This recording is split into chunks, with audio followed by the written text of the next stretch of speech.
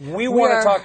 Ferguson. Yeah, we want to talk about Ferguson because we're awaiting the decision by the grand jury. The decision has been made, but the announcement portion of that has been delayed so everybody in Ferguson can kind of dot their I's and cross their T's and get prepared for it. We want to talk to Mark Haushalter, a former prosecutor, defense attorney, Leo Terrell as well, a defense attorney and civil rights attorney.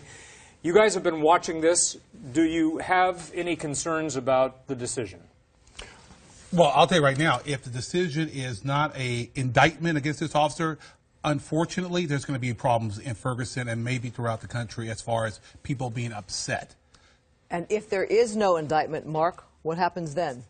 Well, there's always a chance of the feds taking it, the federal government, with the violation of the civil rights of Mr. Brown. However, what I find really interesting about this case, different than when we did Zimmerman, and we talked about Zimmerman, was the prosecutor in Zimmerman decided to overcharge. Remember, they were going in, they're going to get him for second-degree murder, and then they overcharged, and they fell flat on their face.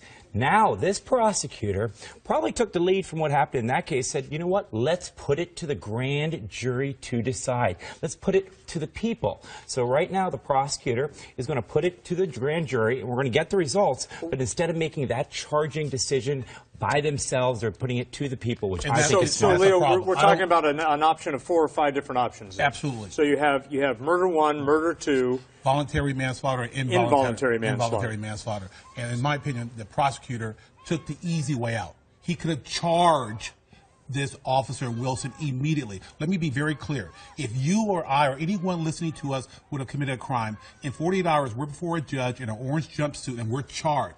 He went to the grand jury, and that to me was a way out. But Mark, I disagree. Yeah, we talked about that. No, Leo's taking one side of it. I'm taking the right side. No, come on, Leo. What we're talking about here is a prosecutor saying, you know what, I'm not going to kowtow to political pressure, and I'm not going to get the politics involved. You know what I'm going to do? I'm putting it to the people and letting the people of Ferguson decide and not making some political no, sir, circus. with all due respect, that same prosecutor is a politician as well. And like I said again, he has the choice to take it to the jury, the grand jury, or to charge immediately. There's no doubt about it. There are witnesses who saw what happened. There's enough probable cause evidence to try this guy and then let it play out before a jury. It's interesting, too, the way a grand jury works. Talk about that, Mark. You have 12 people here, presented evidence by just the prosecutor. Just the prosecutor. That's why there's a joke about you can indict a ham sandwich. But not a police officer. Oh, come on, Leo. Well, yeah. So what's going to happen is the prosecutor is going to put their case in front of the grand jury, and they're going to make the charging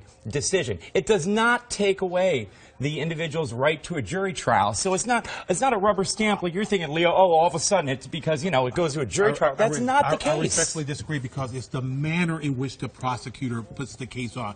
Does he have the vigor, the energy, the desire to prosecute? Well, but normally a grand jury approach is a tighter case. It makes for a tighter case. You avoid a prelim. Yeah. And you don't have to put all of your evidence out there before the defense. But that's what the prosecutor didn't do. Now, we don't know what he presented, but the stories that have been leaked is he put on all the evidence. You don't do that in a grand jury. In a grand jury, you don't have to. You don't have to. And we'll find out how he presented that case if he releases all the information. Is that not a better way to answer to the public concerns by giving as much information to this grand jury so that nobody can go back and say, well, we didn't know about this or nobody said anything about this? Transparency. Again, transparency. Well, there is no transparency. There is no transparency in the grand jury. With the grand jury. No, not with the grand jury. The grand jury will be able to make the decision on the evidence. It will be put to the people. We want to know, you and I want to know what evidence was presented. Unless that judge releases that grand jury information and gets permission, we won't know. The prosecutor said he is going to, if there is no indictment, he's going to put that information to the public. Well, if the prosecution releases all the information with the judge opinion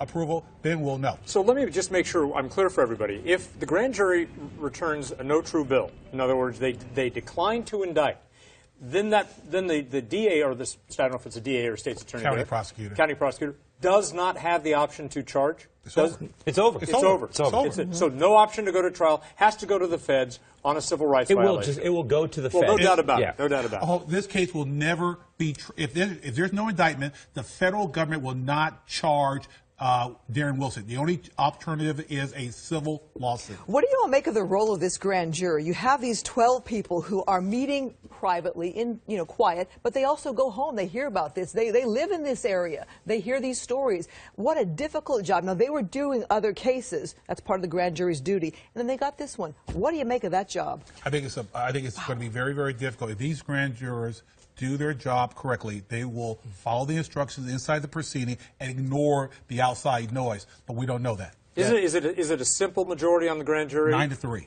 You must have 9. 9-3, and you have a racial divide of 3 African Americans to 9 whites. Right. So we'll know in 6 o'clock. But I'll tell you right now, unfortunately, there might be problems if there is no indictment.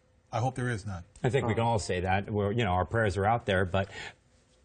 Okay. Well, you heard the governor call for restraint.